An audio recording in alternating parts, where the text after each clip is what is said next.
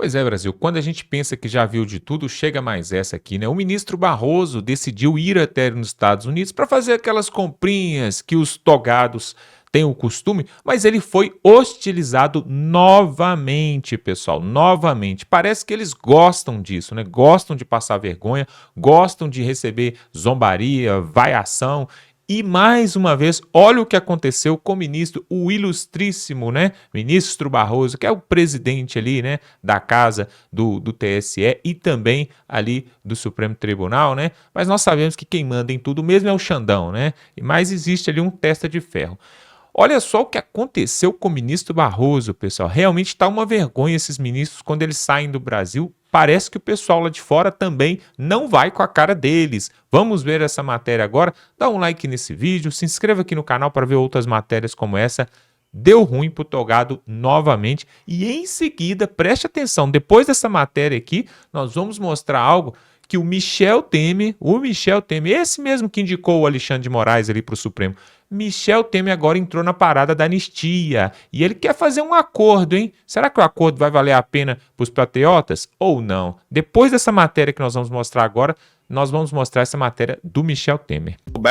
Luiz Roberto Barroso, de Miami a Brasília no dia 7 de janeiro. Olha só. Você sabe o que aconteceu, né? Ele teve aqui no aeroporto de Miami e foi hostilizado. E aqui, meu amigo, não tem esse negócio. Tem tanta coisa, cara. É tanta coisa pra gente falar. Ainda eu tô no Barroso, né? Foca no Barroso, presidente do Supremo. Bem, então a gente sabe que o Barroso gosta de viajar de avião da FAB. Ele gosta de viajar pra fora, provavelmente não é em avião da FAB. Aqui o avião da FAB é só no território brasileiro. Fora, ele vai de primeira classe para lead do Dória ou para congressos com empresários bilionários na Inglaterra, né? Empresários bilionários, amigos legais. Mas ele justificou esses dias, agora na verdade, né? Ele justificou que ele gasta isso com segurança, né? Os 40 mil reais para acompanhar o Dias Toffoli em um jogo da Champions League. Foram despesas que são justificadas por conta da agressividade, da hostilidade contra o Supremo Tribunal Federal. Ô, Marco Antônio, você está falando aí do Barroso, né? Da corte nababesca, porque no final a gente já tem há um tempinho uma verdadeira... Eu lembro do Collor falando dos marajás do Brasil. Eu lembro do Collor, a Adriles deve lembrar também, que a Adriles é um pouquinho mais velho, lembra do Collor falando dos marajás. E, na verdade, os marajás, eles persistem até hoje, estão no judiciário brasileiro. Né? Em tese, você tem um limite de salários, de quanto vai ganhar cada um, e o ministro ganha o teto do limite. Mas aí você vai somando os penduricalhos todos e os benefícios todos que eles vão se dando, e você vai vendo que esses caras vivem como verdadeiras cortes reais.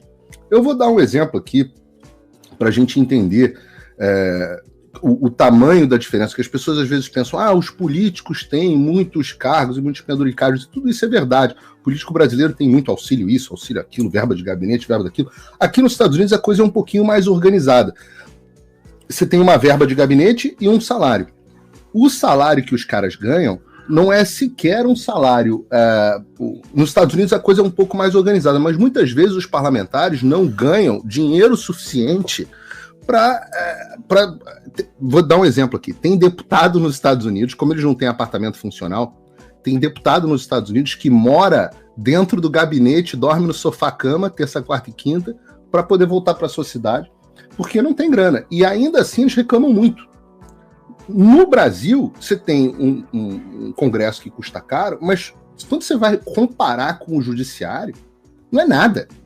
Os benefícios que esses caras têm são muitos, e eles vão acumulando funções. A coisa mais comum que você tem aqui, que você tem aí no Brasil, é juiz, que aí ele é cedido, ele ganha pelo STF, aí ele é cedido para o TSE, eu não estou falando só de ministro, não. Ele é cedido para o TSE, aí ele ganha 2 salários, 2 tetos de salário, aí ele ganha mais o auxílio disso, porque ele participa de uma comissão não sei aonde.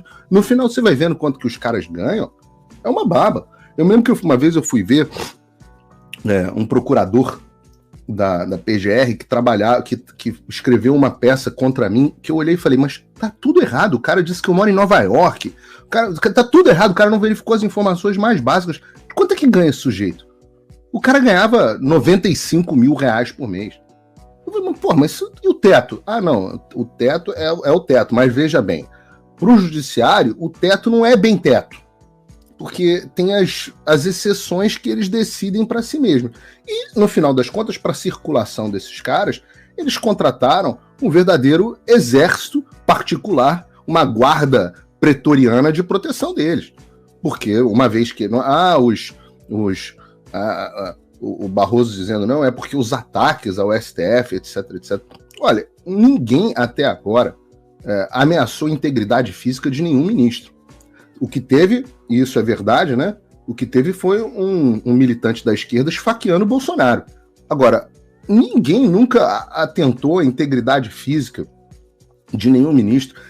Quando, inclusive, o Alexandre de Moraes partiu para cima de um cara aqui nos Estados Unidos, em Nova York, e o cara saiu, o cara recuou. Em Nova York, uma pena que tenha recuado, mas porque, né, se alguém vem para você tem o dever. Em Nova York você tem um negócio chamado duty to retreat, você é obrigado a recuar. Estado de frouxo, né? Aqui na Flórida não tem, aqui na Flórida é o stand your ground. Se alguém vier para cima de você, você tem o direito de stand your ground, manter a sua posição. Mas o meu ponto todo nessa história é, os caras vivem uma vida nababesca, completamente desconectada da realidade, frequentam só os restaurantes mais caros, você tem muitas vezes os familiares aí com os seus escritórios de advocacia, e aí não dá para dizer para onde esse dinheiro vai se os ministros não se beneficiam de forma nenhuma, seria uma boa coisa para ser investigado.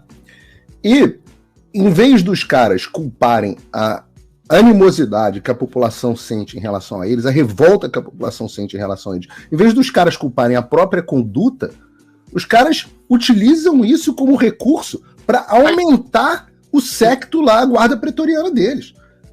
Então, no final das contas, o que o Barroso está dizendo é: a culpa é de vocês. A culpa é de vocês que a população me odeia.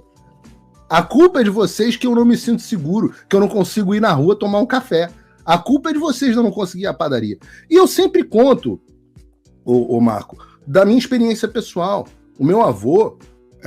ele andava pelo Rio de Janeiro como a gente tinha segurança presidencial ali, dois caras, não era grande coisa, 2 caras no máximo. E meu avô ia no banco, ia almoçar, ia em todos os lugares, e a população vinha falar com ele, sempre vinha o presidente Figueiredo, sempre muito, muito, muito carinho, com um carinho enorme. Então, ele não precisava de uma guarda pretoriana de 10 seguranças, ele não precisava ficar viajando de... Por quê? Porque o povo reconhecia o último presidente da ditadura, né? Tirando os jornalistas da Globo, o povo reconhecia ele como um homem probo, um homem honesto, podia não concordar, mas um homem digno.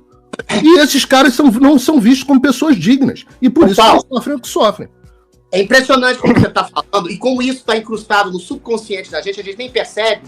Você, sem querer, você está comparando um ministro do STF a um ex-presidente da República. Ou seja, você, sem querer, está colocando o ministro do STF no lugar de um político que deveria dar satisfações ao público. Para esses caras não se sentirem ameaçados, bastaria ninguém saber o nome deles, que é o que deveria acontecer no Brasil. E, Adriles...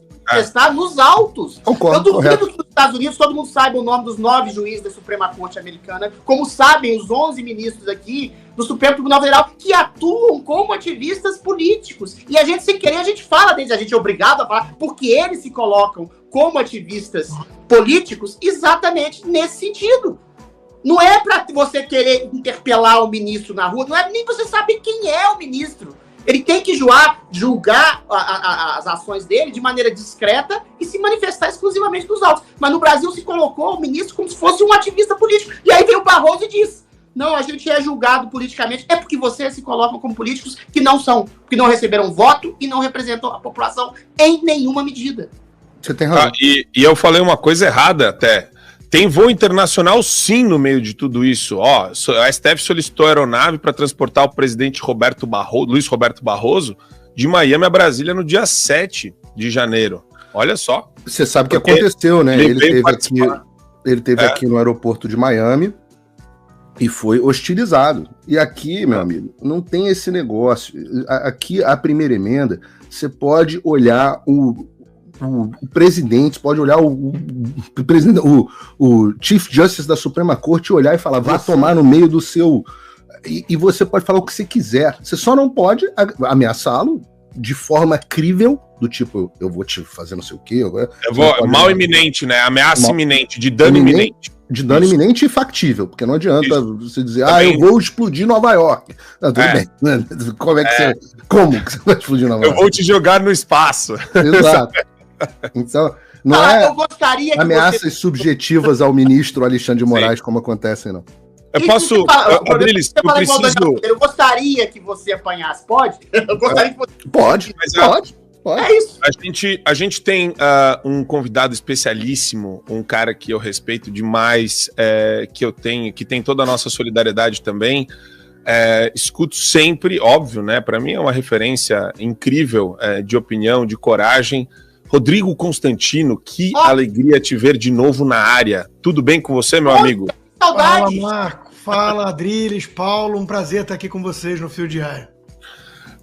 Consta, a gente tem mais uma informação aqui que ainda envolve o Barroso, que eu queria colocar para você. O Barroso, ele deu uma declaração falando que o Judiciário já mandou, sabe quanto para o Rio Grande do Sul? 180 milhões de reais. Aí, vamos juntar isso com esse negócio da FAB, que ele fez 50... Quantas viagens ele fez? 59 viagens com o avião da FAB já? Olha só que loucura. E o cara, o Adriles estava falando, né? Postura presidenciável, postura de presidente do Brasil, postura de político. Não, é incrível isso. Eles querem o melhor dos dois mundos, né, Consta? Eles não tiveram voto e eles querem exercer a política sem crítica da população. É maravilhoso isso, né? Democracia de gabinete, né? Democracia relativa e sem povo. É curioso que eu estava ouvindo vocês falarem, peguei o final aí da questão, o Paulo lembrando da primeira emenda aqui, o que você pode falar em relação a um justice. Eu quero lembrar que não faz muito tempo o Brett Kavanaugh sofreu uma ameaça crível. O sujeito foi pego com uma arma, indo na direção da casa particular dele, que ele descobriu o endereço, né? E o cara foi preso. Mesmo assim, foi por conta da decisão, se eu não me engano, de aborto e tudo mais.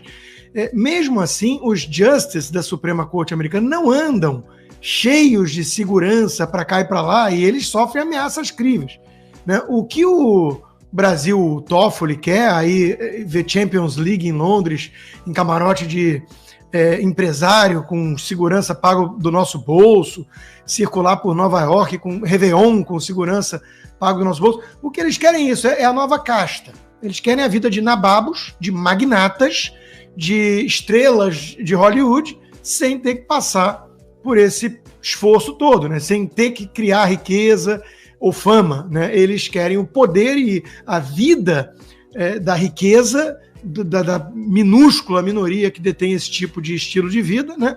Mas eles querem fazer isso em esquemas, em atalhos, né? Você é indicado, como no caso do Toffoli, o sujeito era advogado do Dirceu, do PT, bomba em 2 tentativas de prova para a magistratura, é indicado pelo Lula num congresso que vai sabatiná-lo sob mensalão e petrolão, e ele entra no Supremo Tribunal Federal e leva essa vida de lagostas, seguranças e a criação de um inquérito do fim do mundo ilegal, que ele que criou, nunca podemos esquecer isso, e deu no dedaço para a relatoria do companheiro tucano, Alexandre de Moraes. Então, é tudo um grande esquema, né? É tudo um grande esquema, não há nenhum apreço pelo Estado de Direito, nem mesmo pela imagem de seriedade que eles deveriam buscar, né?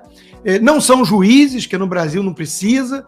Então, assim, é tudo tão esculhambado, mas tão esculhambado, que eu e Paulo temos dificuldade de explicar. O Paulo está tendo, aliás, um belo caminho aí de peregrinação por entrevistas e tudo para explicar o Brasil, mas a gente percebe, até com algum desconforto, né, a cara de espanto dos entrevistadores. E isso é porque ele não tem tempo de falar tudo. Ele vai lá e mostra a ponta do iceberg e os caras não acreditam. Falam, peraí, isso é sério?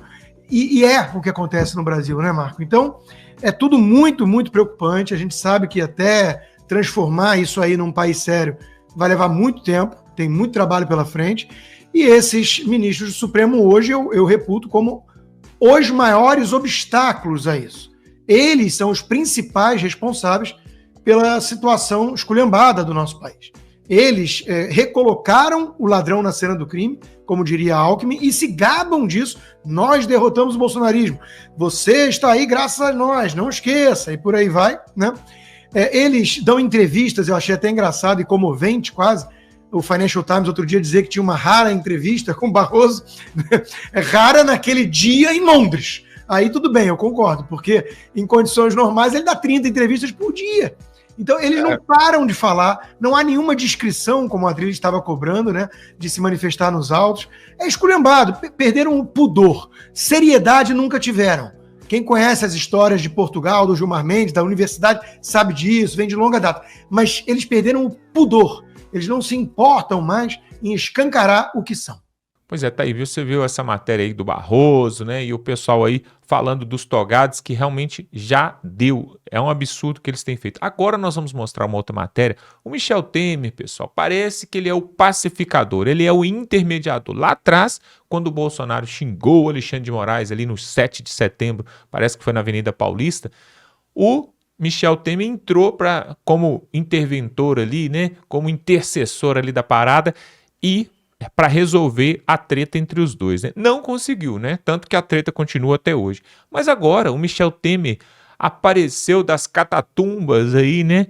E surgiu novamente. Eis que ressurge Michel Temer e agora ele quer ajudar nessa questão da anistia. E ele propôs aí um acordo. Olha só, pessoal, tem um acordo aí entre o STF e o Congresso para poder resolver essa questão da anistia aí. Eles não querem largar o osso, porque estão vendo que já estão perdendo tudo, então eles querem ver se pelo menos resgata um pouquinho dessa questão aí da prisão, dos patriotas e tal. Vamos ver isso agora, quem vai trazer o pessoal da Rádio Auriverde. Olha só o que o Michel Temer e o STF estão propondo. Agora eles estão negociando. Você já viu aquela fala assim da polícia, quando um sequestrador entra lá e sequestra uma pessoa, e aí eles falam assim: vamos negociar, o sequestrador quer negociar. E aí o que a polícia fala? Nós não negociamos com bandido. Isso no caso do sequestrador, pessoal. Não vamos misturar as bolas, não. Não tô falando, né? Tô falando do sequestrador, tá bom? Olha essa matéria e voltamos em seguida. João, já vamos com o pé no peito nessa história da anistia, do Temer, Moraes, pacificar. Junta tudo isso numa frase só e vê o que dá, João. Bom, a Revista Oeste fez uma matéria dizendo que o responsável pela indicação do ministro Alexandre de Moraes ao STF lá em 2017, o ex-presidente Michel Temer, disse ao jornal O Globo que é legítima a discussão no Congresso de um projeto de anistia aos investigados nos atos de 8 de janeiro, e Temer já havia tratado do tema em uma entrevista à Revista Oeste. O ex-presidente, contudo, observou que a melhor saída para o processo seria o próprio STF reduzir as penas dos condenados. Ele disse o seguinte, abre aspas, o Congresso tem o direito de editar uma lei referente à anistia. Não se pode negar isso. Mas talvez para não criar nenhum mal-estar com o STF, o melhor seria que o próprio STF fizesse uma nova dosagem das penas. É possível fazer uma nova dosimetria. Punição houve, tinha de haver, mas também a pena deve ser de menor tamanho. É uma solução conciliatória. O que estou propondo é uma mediação, um meio termo. Fecha aspas. Isso foi o que afirmou o ex-presidente da República, que no final de semana declarou em um evento nos Estados Unidos que os ministros do Supremo estão sensibilizados. Essa foi a palavra que ele usou. Temer, porém, não disse a quem se referia e desconversou ao ser questionado se já falou do assunto com ministros do STF. Afirmou apenas que tem ido a eventos internacionais em que os encontra e percebe que se sensibilizaram com o pleito da revisão das penas. Para Temer, esse meio termo não só seria a melhor solução, como seria viável. Na opinião dele, o ministro Alexandre de Moraes, relator dos casos ligados aos protestos de 8 de janeiro, não seria inflexível. Abre aspas. Moraes é um ministro moderado, sensível e que sabe o que fazer. Você tá de sacanagem que ele disse isso. Não é um sujeito cheio de rancores. Fecha aspas. Meu Deus. Conforme o Globo, interlocutores do ex-presidente Jair Bolsonaro teriam a mesma avaliação. Essas pessoas com trânsito no meio jurídico já teriam feito a identificação dos magistrados mais flexíveis a essa proposta de reduzir as penas de investigados por envolvimentos nos atos que resultaram na invasão e na depredação de algumas áreas nas sedes dos 3 poderes em Brasília, e para esses interlocutores, essa alternativa serviria para aliviar a pressão do parlamento e de setores da opinião pública sobre a Suprema Corte, além, claro, de distensionar a relação entre legislativo e judiciário. Leandro, sensível? O que mais, João? Qual foi o outro adjetivo usado? É sensível e ponderado? Como é que é? Sensível o quê, João? Sensível e ele é moderado. Moderado, sensível e que sabe o que fazer e não é cheio de rancores. Eu vou para um bastidor de ontem. Vou dividir com você um bastidor de ontem. Tem gente já tornando isso público, tem gente já começando a discutir esse assunto, mas acredite se você quiser. Eu vou abrir todas as aspas aqui para um termo que eu uso já há muito tempo, não é de agora, até mesmo porque é um termo que pode me complicar se eu não usá-lo entre aspas. A visão da forca muda um homem, né? Quando você percebe que você caminha para uma situação que pode ser o seu fim, isso muda um homem. Eu estou caminhando, eu estou rumo a um precipício e não tenho como parar. Isso muda um homem. Por que eu estou dizendo isso, Leandro? Tem um bastidor rolando aí, e é um bastidor forte, dizendo que existe uma possibilidade de alegar a defesa do ministro Alexandre de Moraes. Isso é bastidor, isso é extraoficial, isso não é fake news, isso é bastidor. Alegar problemas mentais. Problemas mentais. Para tentar livrá-lo do que está por vir. Quando o Temer sai em defesa, dizendo que ele é sensível, moderado, enfim, entendo eu que Michel Temer, primeiro está tentando defender a cria. Está tentando defender a cria, o que é absolutamente normal. Temer não pode atacar Alexandre de Moraes, mesmo porque provavelmente também exista ali uma outra situação que é melhor a gente não tratar aqui. Mas ele sabe o motivo pelo qual tem que defender a cria. E existe esse bastidor de uma provável colocação, imputação ao ministro de problemas mentais relacionados à sua saúde mental, para fazer tudo o que está fazendo ou promover tudo o que está fazendo que passa longe do que é ser sensível, do que é ser moderado, certo? Diante disso, nós também temos, Leandro, um Hugo Mota que se acovardou diante da chantagem, que eu não sei a que ponto chegou, mas certamente chegou. Hugo Mota se acovardou, a exemplo de Rodrigo Pacheco e tantos outros que nós já vimos, de joelhos para o Supremo Tribunal Federal, de joelhos para o ministro. Hugo Mota se acovardou e agora também está defendendo essa história de modulação, de diminuição das penas. Só que, João, nessa informação tem algo bastante complicado que não conta aí. Eles estão querendo fazer o seguinte: para Débora dos Santos, a menina do batom, a gente vai colocar uma pena de 2 anos. Tá? Então a gente vai reconhecer, 2 anos, já cumpriu, obrigado. Tá. Só que eles vão multiplicar a pena dos comandantes, de quem articulou, de quem organizou o golpe. E eles estão colocando isso na conta de quem? Do Bolsonaro e dos 7, que até aqui já estão como réus. Então veja, é uma troca, eles não estão contando nessa notícia aí toda a troca que eles estão querendo promover.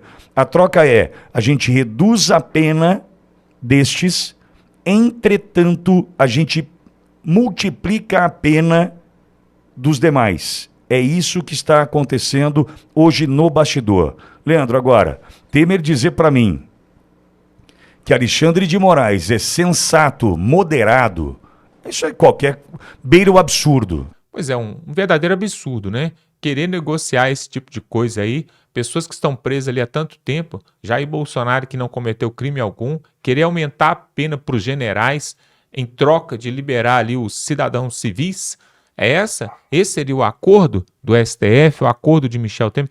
O Michel Temer, pessoal, ele controla assim com os dedinhos, assim como se fosse aquelas marionetes, né, aqueles bonequinhos, ele controla a política.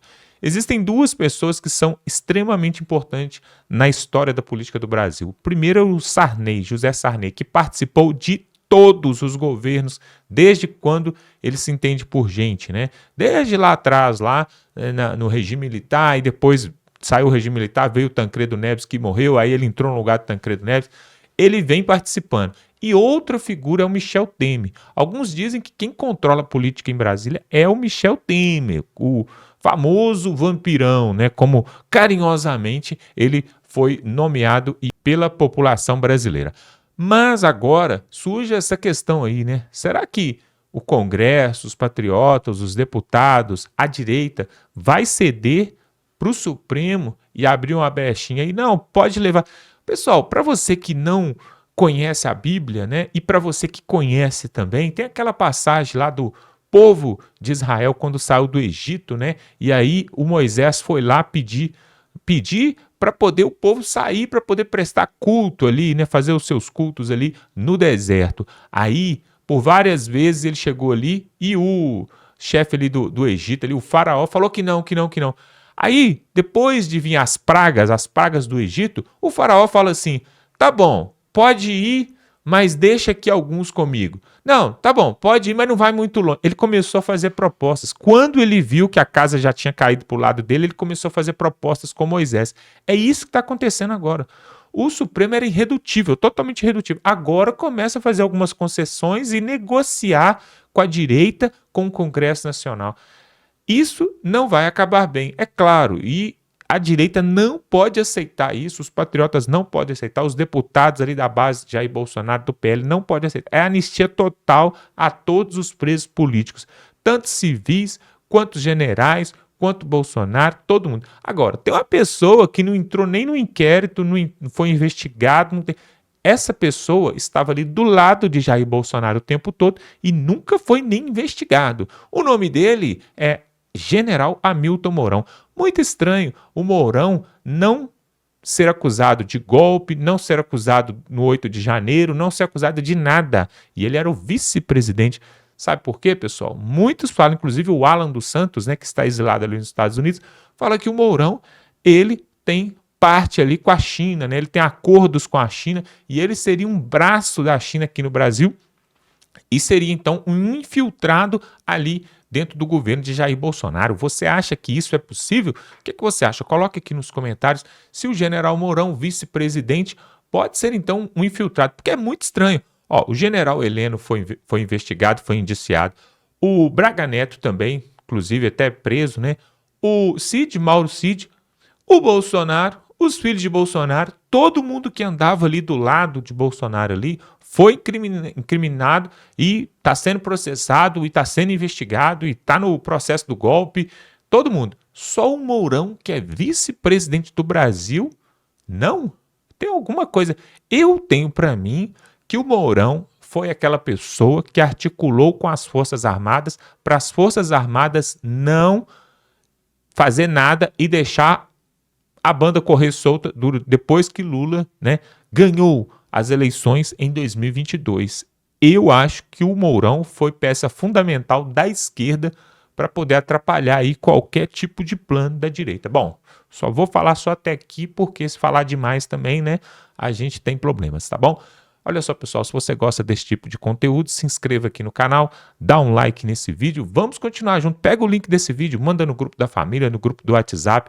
Essa história do STF propor facilitação agora para os anistiados em troca de um refém, eles querem um refém. Quem que é o refém? Eles querem o general? Eles querem Bolsonaro? Nada disso. Vamos continuar junto e até a próxima.